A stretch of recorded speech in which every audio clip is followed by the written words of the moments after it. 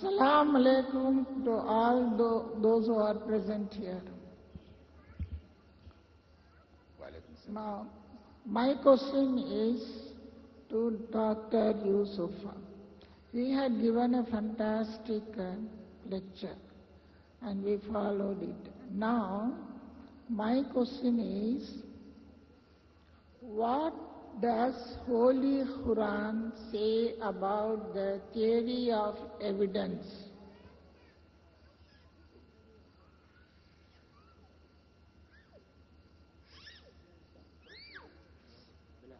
The theory of evidence.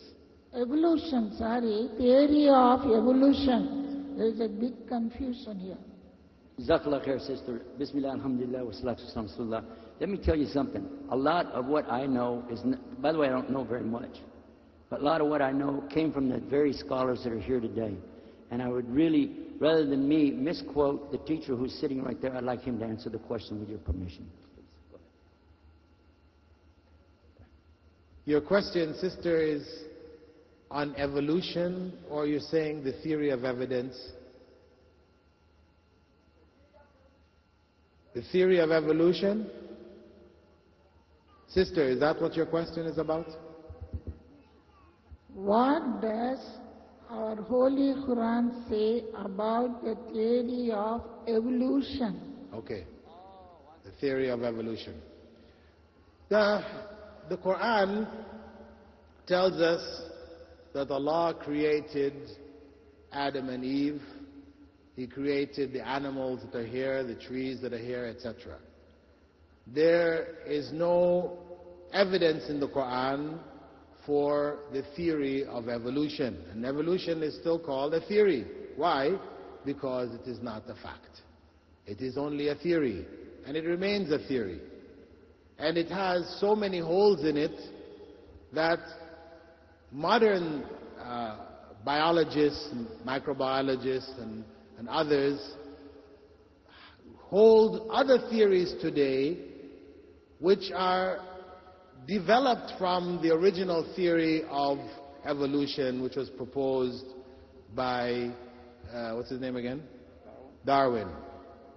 Darwin, his theory as it was proposed is no longer followed by modern scientists, because the evidence that they have found over the last 150 years from the time of Darwin indicates other than what Darwin has claimed.